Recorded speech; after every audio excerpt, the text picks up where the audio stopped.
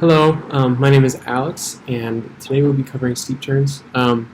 Just fair warning, I might cough a little bit because I'm recently kind of getting over some congestion slash flu.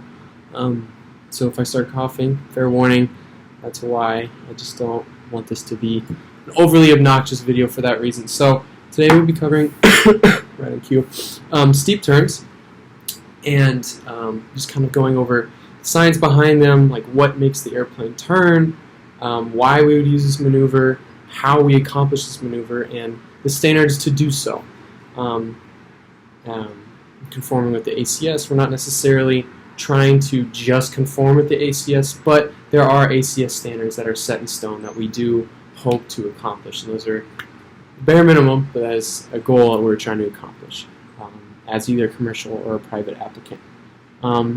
The motivation. So, for a steep turn, what it really does is help us to turn as quickly as possible, right, and turn at a either 45-degree bank angle or 50-degree bank angle, whether or not you're a private or a commercial applicant. So, for a private applicant, the goal for the steep turn is to do it at 45 degrees, and a commercial applicant anywhere around 50 degrees.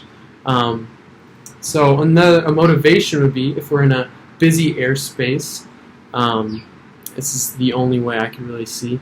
In a busy airspace, we would use a steep turn if there's a lot of traffic going around. Like in all of the written exams I've taken, the prime example is always DFW, and all the executive airports and Love Field and Fort Worth and all those airspaces kind of interacting with each other. There might be an instance where we need to maneuver out of certain areas, or oh shoot, maybe we're coming too close to whatever altitude or level of airspace that we need to stay out of, right? So we can maximize the performance of the aircraft to turn away from said obstacles or spaces that we shouldn't be in, right? That is one instance where we might use properties and principles of a steep turn, right? So another thing that I think is more applicable with the steep turn, because in real life, for those who have a goal of going to airlines, or for those who want to do charter or corporate, there's probably going to be not a very good chance that you're going to do a 360 degrees steep turn, right?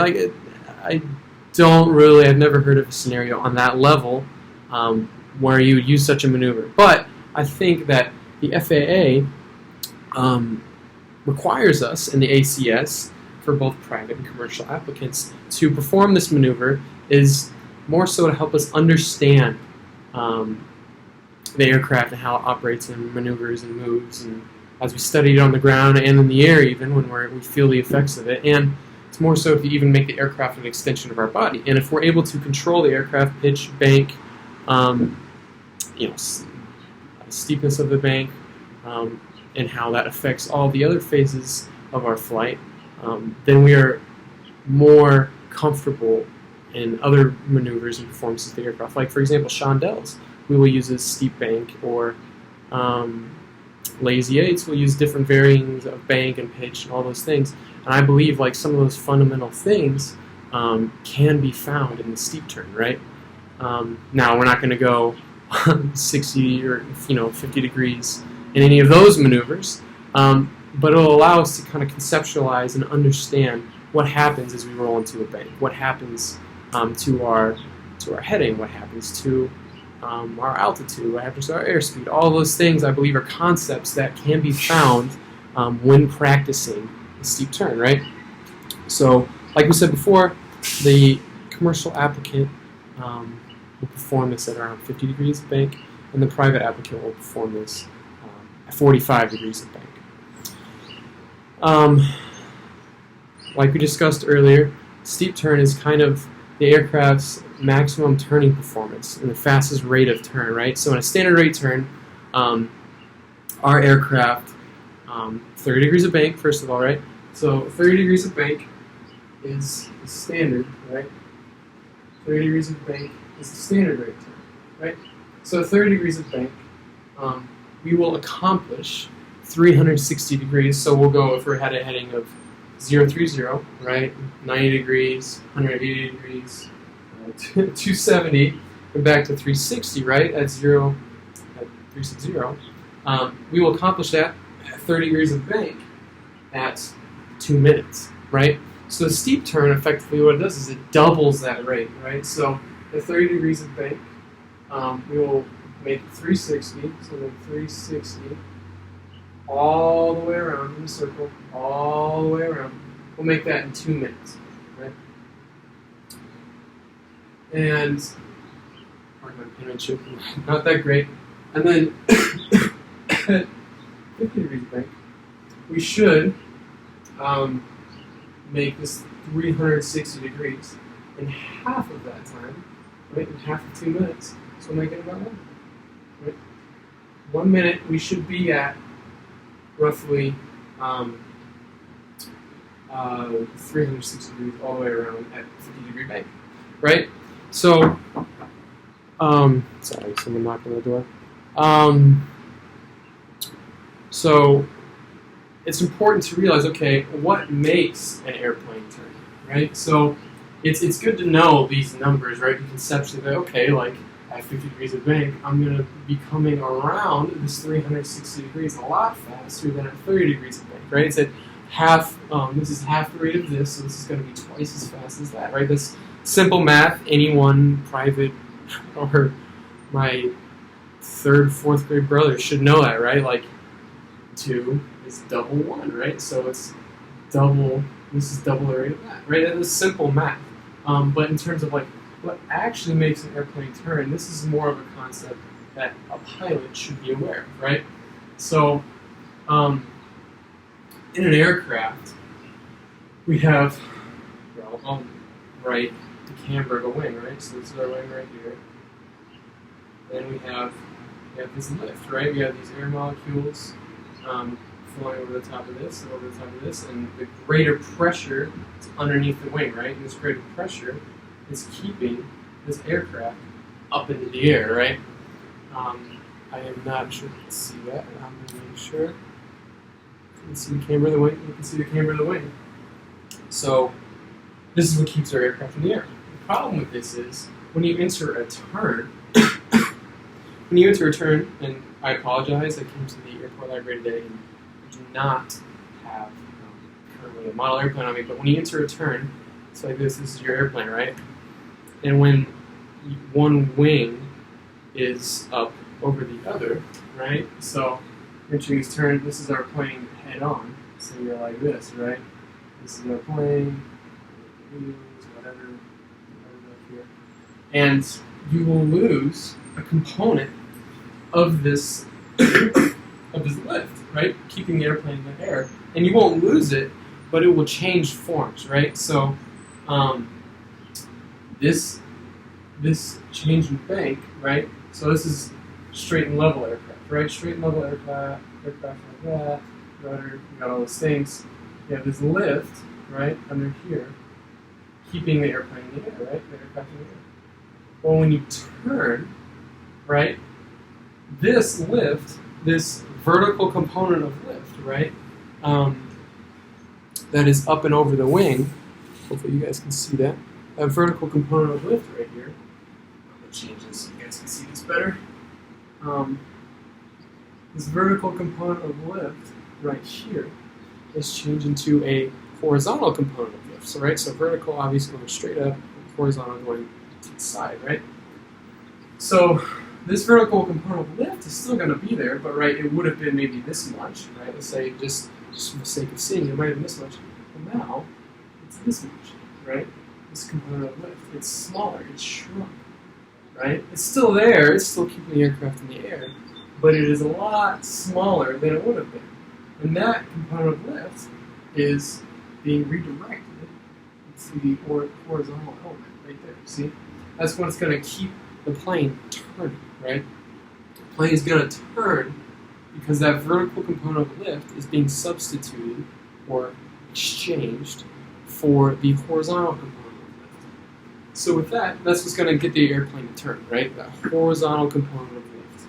It's going to change from the vertical to the horizontal, and it's going to cause the airplane to turn, right?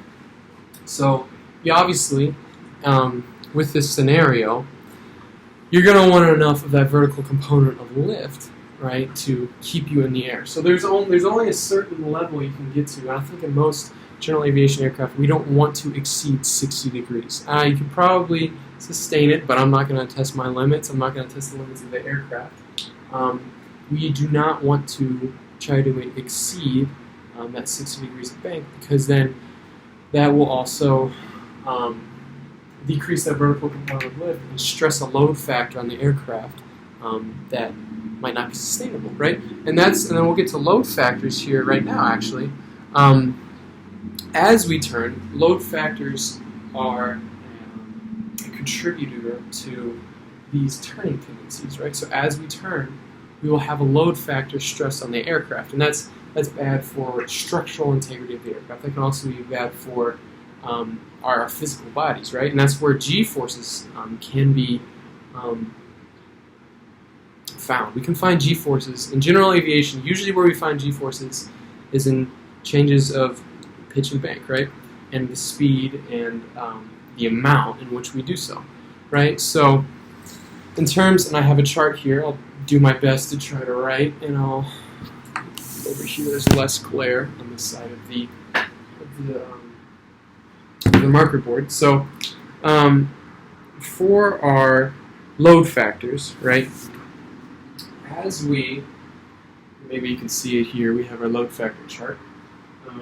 As we increase in the stall speed, so right here, stall speed, SP would say, and then as we go across here, this is our bank angle, right? Bank angle, which is BA and SP, so stall speed and bank angle, right? And as we increase this bank angle, so we have 10, 20, 30, 40, 50, 60, 20, 30, 40, 50, 60, 70, 80, as we go on, right? And then I'll actually increase this as well for scale, right? And then we have our percent increase in stall speed. Excuse me. This is the percent increase. So this is 20, 40, 60, 80, so on. Percent increase in our stall speed.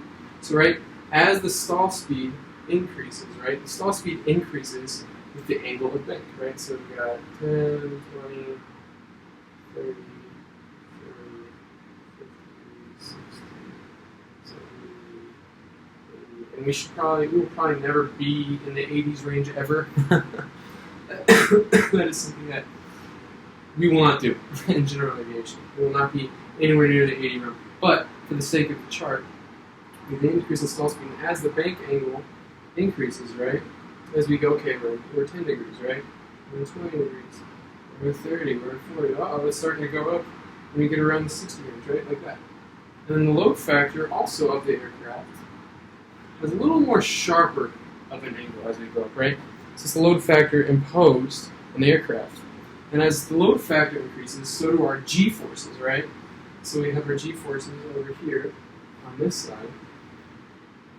We'll have 1 G's right around normal, right? 1 G's would be normal. 1 G's are what we sit at right now, right?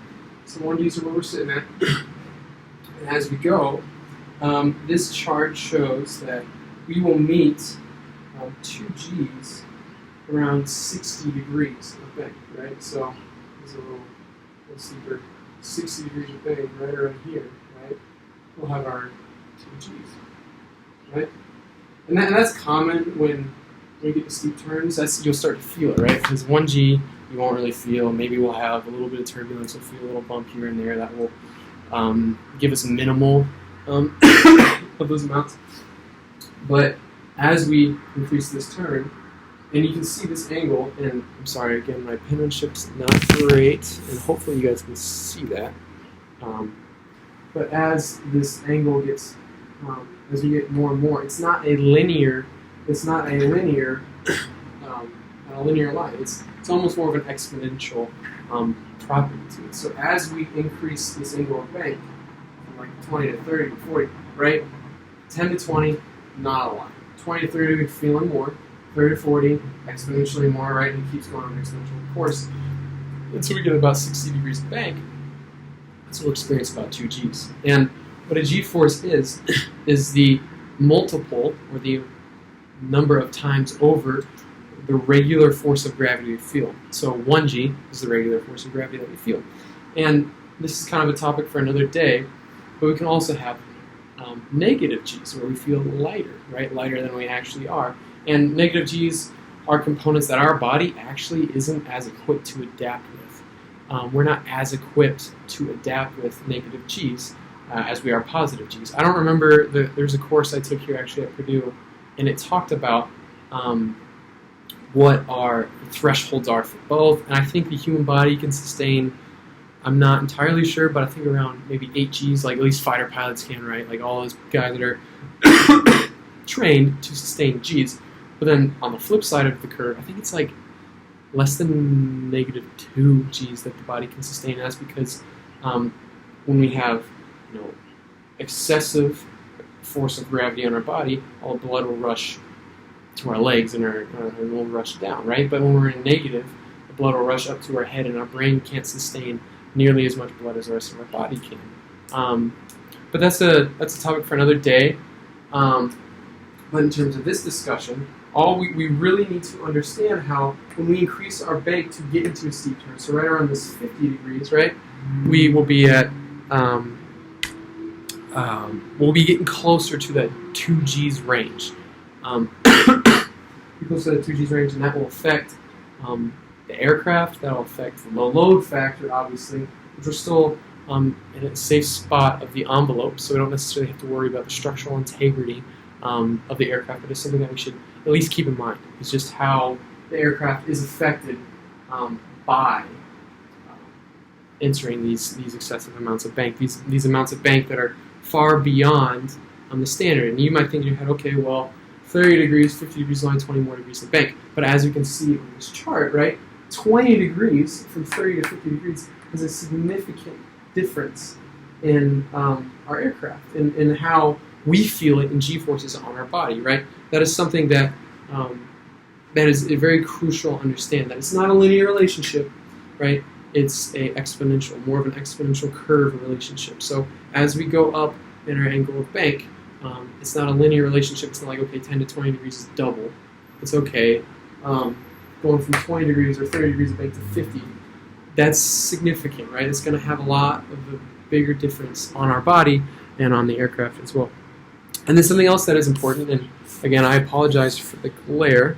I'm going to try to minimize it as much as possible, but for torque is also something that we should understand as pilots. And I'll break this over here to keep the glare out of the shot. But torque, so we have in our aircraft, we'll have a left turning tendency, right? So we'll have, in our aircraft, we have our propeller, right? And our propeller goes right, turns to the right, right? So our propeller, if you ever watch it start, it'll start to rotate, sputter, and then it'll catch, and then it'll turn to the right, right? As it turns to the right, which, again, is my right, so right here, it'll turn to the right, right? And then little physics, little nerdy physics, little dorky, maybe a little more than most of us like. I didn't necessarily like physics when I took it here at Purdue, but in a simple physics concept that is important to left turning tendencies is understanding that with every reaction, there's an equal and opposite reaction. So like when you bounce on a trampoline, right? You put your force into the trampoline onto the ground, and then equal and opposite force will push you in the opposite direction, which is what causes you to bounce, right? And force of gravity also acts on that, so that'll eventually stop the bounce. But in a perfect world where there's no gravity, you push into the trampoline, right, and you come at an equal and opposite rate, the opposite direction, right? So similar with an aircraft, with this right turn with this right turn of the propeller blade, right, you're gonna get so in this right turn. So for me, it's to the left, but I'm gonna use me. So for the right, you're gonna turn to the right, right, and then the opposite reaction. So this propeller is turning to the right. It's gonna turn left. It's gonna go against the motion of the propeller, right? So it's going to give you this left turning tendency. So when you're on ground roll, this is very important. This is why I always use right rudder when you're taking off, a little bit of right rudder, because this airplane is going to turn to the left. So you got to counteract that force with the rudder turning it back to the right, right? Keeping that off. So now it causes aircraft, right? Instead of going straight, right? It's gonna. So this is perfect scenario, right? This is no left turning tendency. It's going to veer off. Right? It's going to go a little bit to the left, right? So you counteract that with the rudder, which is effectively a motion going in this direction, right? And I want to keep it back online, right? So the rudder is what we use to counteract the left turning tendency of the aircraft, right? And so this creates spirals, slipstreams, and all sorts of stuff that make the aircraft want to turn to the left, right? So as we are in steep turn, this is important because of the direction where we do the steep turn, right? So if we start a steep turn to the left, right, then we're going to get a skid, right? It's going to cause the tail to flare out a little bit and cause us to become a little too uncoordinated going into the turn, right? It's going to make us turn a little faster than what's coordinated. So you have to make sure in that situation to use a little bit less of left rudder. In a left turn, you want to use, in a left steep turn, you want to use a little less left rudder in that situation. And then the same and opposite can be said about the right turn, right? So in the right turn, you might want to use a little more right rudder, right, to get you into that right steep turn, but not necessarily an excessive amount, right? So that's adverse yaw. Right, so, and a tendency of a student can be to overbank the aircraft, right? So, with these left and right turning tendencies and all these things, you can get too stuck into the turn, right? And as we get into the turn, we can exceed the 50 degrees. Which will cause all sorts of other effects to our aircraft, right? So, as we talked about earlier, as we lose this vertical component of lift, right? So we'll set up, and we can just walk through the procedure. We're going to walk through it a little more later, but as we set up, we're going to be stable at, I think in the Archer is 100 knots. And then we're going to turn into our steep turn, right? We're going to roll right into 50 degrees. Okay, well, what's the problem with that? As we roll right into 50 degrees, we're going to lose a little bit of altitude, right? If we keep the same power setting and we keep the same amount of back pressure, we're gonna lose a little bit of altitude, right? Because we're losing that vertical component of lift when we exchange it for that horizontal component of lift going into the turn, right? So what I like to do in those situations is an instructor. I remember when I was a private applicant, I was struggling with the steep turn. It was hard to keep that right amount of back pressure. It was hard to monitor the airspeed and the altitude and making the right amount of bank. It's hard for a new student to do that, right? So I remember I was able to muscle it, use the muscle technique where I'm just kind of holding that back pressure and trying to get it right and the right power setting and all those things. But something I want to do that helped me a lot, a cue that I used, was when you rip into that left or that right turn, however you're entering the steep turn, right? You trim it. You'll trim it out. I like to trim 2 full rotations of the trim wheel in the Archer, is what I like to do personally. When you do those full trims, you still add a little bit of power, right, to keep your altitude and your airspeed right where you need it to be, right? To maintain altitude and airspeed, you're going to need to hold that back pressure because you're losing that vertical component of lift. You still have it, but you're losing a little bit in the exchange for the horizontal lift, right? So you trim it out, maybe bump up your throttle a little bit. So on a perfect day, we like to say that it's maybe 2,300 RPM is what you want to be at. But And a day where maybe the performance is better than normal, then you're going to maybe want to use a little less, or the performance is not as great, you may use a little more, right? Just depending on the day. But for a general rule of thumb, 2300 RPM is somewhere in the ballpark for where you need to be. Now, that's not a hard and fast rule, but that is a good reference point to use, right? So when we enter that bank, we want to make sure to trim it out, use a little more throttle to gain back that horizontal or that vertical component of lift that was keeping us in the air. We want to gain that back in any way possible, right? So those are things we can do to counteract that loss in vertical component of lift.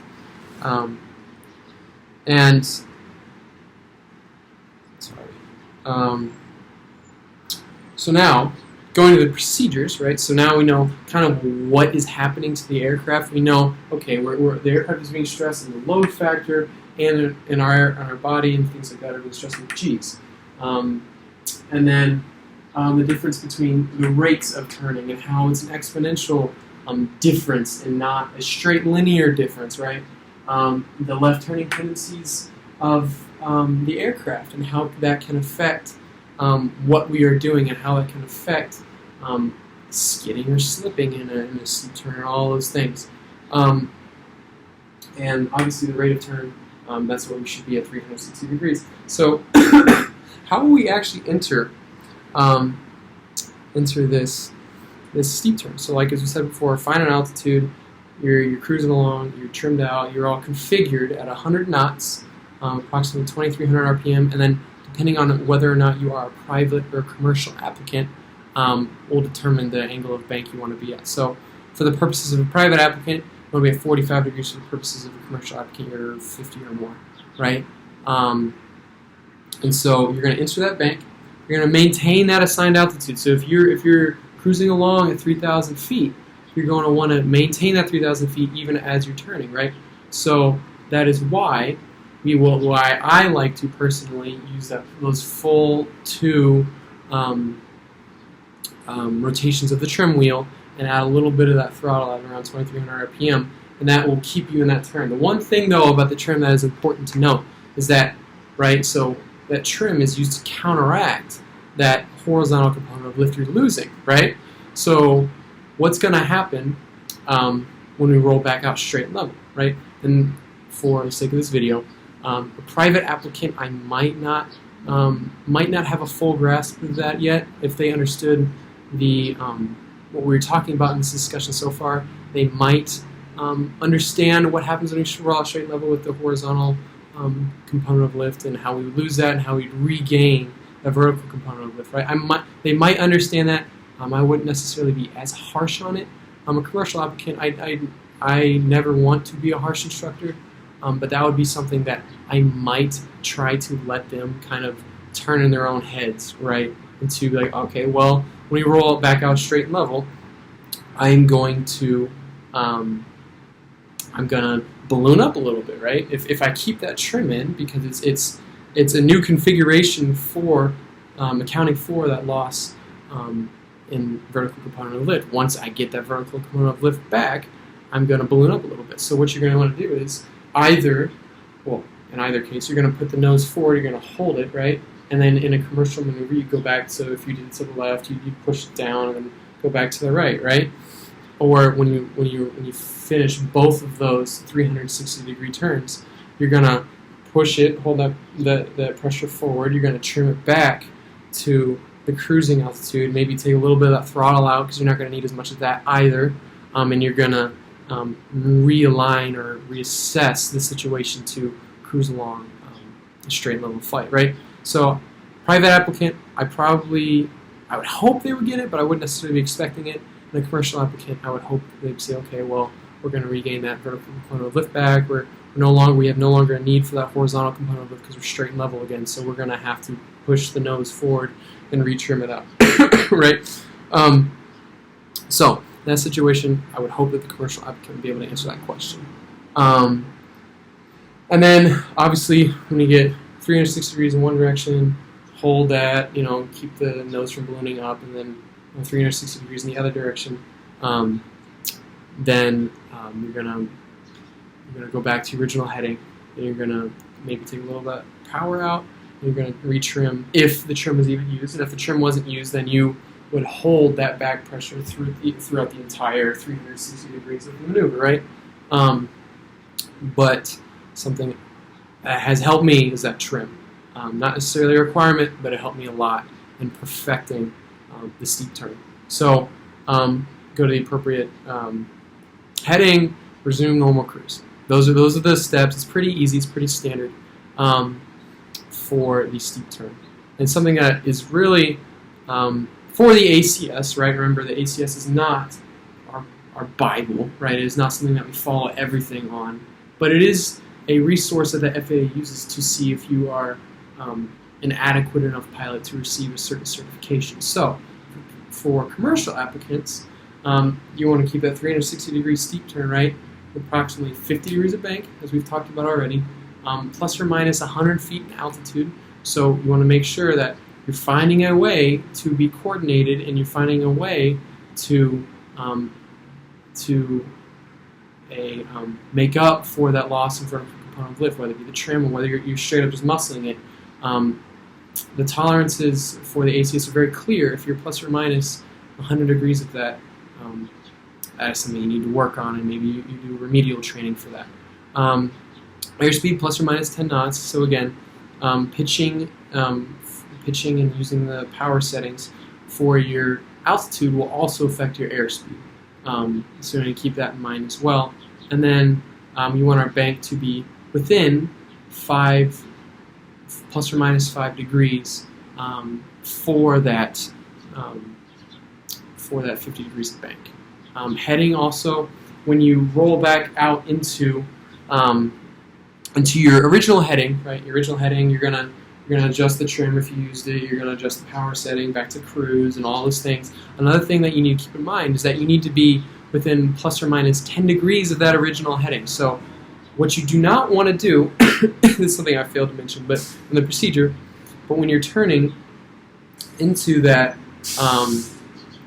desired heading, you're turning back out into it, you're not going to get to, let's say you start at 360, you're not going to get to 360 and just rip it right back around.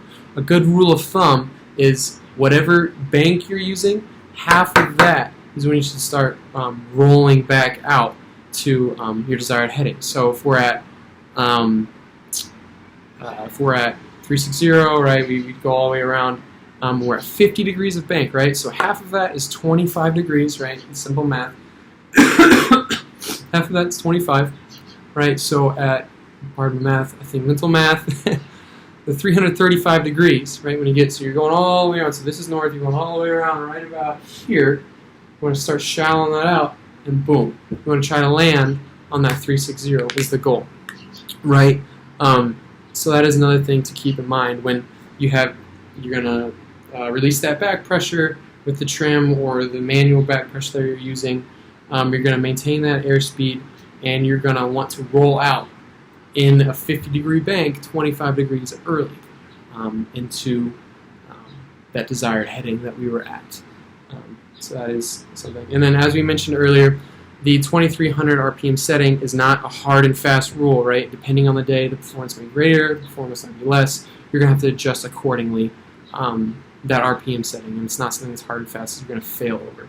And when you're in that turn, the cues and the visual references that are very, very important. It's kind of hard to describe in the classroom, but let's say this is a little low, but let's say this is the horizon.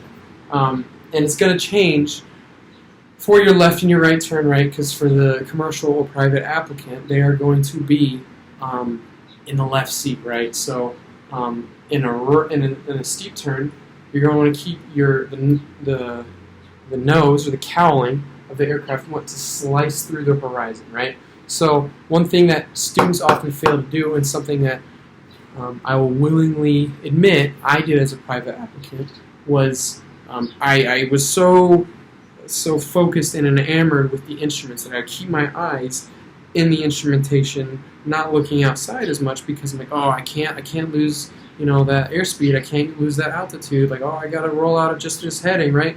Well, you can use visual references for all of those things, right? So slicing through that horizon will keep you right about where you need to be. And then you want to use, it's the 90-10 rule. You're 90 degrees, 90% of the time outside looking at those things, and then using 10 to come back in, look, okay, like I'm slicing through this horizon. Is my altitude good? Okay, it's still good. Maybe I need to get a little bit above or below the horizon depending on where I am. Like, okay, and you just kind of check, oh, my airspeed's still good, right? So I don't need to adjust for that. And you want to use the horizon as that sight picture, right? Your sight, the cue and the sight picture that you want to use is the horizon as you're slicing through or through the horizon, not up and down through. That's lazy. You want to come with your nose pointed and just cutting right through the horizon all the way around. And same thing with your heading. Even you can use, I can use points on the ground, right? Like roads, typically they'll be a few degrees off, but they'll run north, south, east, west. You can be like, okay, like I started here on this road, boom, going all the way around. Okay, you know, north, west, south. Okay, that road's going that way. Okay, east. Oh, I'm coming around my point where I need to shallow out my bank, right? And again, you're not using instrumentation, but your instrumentation is a supplementation to your sight picture, right? So you want to make sure that you are aware of your surroundings, and because those this instrumentation can lag a little bit, it can not give you necessarily the information that you need, and you're not going to be able to adjust for variance in wind gusts or things of that nature when you're just looking on the inside of the instruments. You're not paying attention. So make sure you're using that sight picture. Make sure you're understanding that sight picture is going to change from left to right because you're not right in the middle of the airplane, right? You're in the left seat. Usually the student is. So you might be in the right turn a little bit above the horizon, and in the left turn you might be a little bit below the horizon, or vice versa. So keep in mind that sight picture is also very, very important. Cutting through the horizon, and in a lesson, I, as the instructor, would show them that sight picture and help them to see it, because the first time you go through it, you might necessarily see it. But as you gain more and more experience, you're going to know what that sight picture is. And we, as an instructor, will show them what that sight picture is and what are the keys and the cues that they need to be seeing outside of the aircraft. And with that, that's all I really have. That's the steep turn. That's the science with the left turning tendencies. It's the science with load factors and g-forces. Newton's third law we touched on a little bit. We talked about the horizontal and vertical components of lift and how they affect each other, impact each other. And then the cues and the tools that we can use to do an effective steep turn. So with that, that's all that I have. Thank you for listening. Thank you for tuning in. And I'm sorry about the cough. I hope it wasn't too annoying for you, but it's a steep turn. Thank you very much.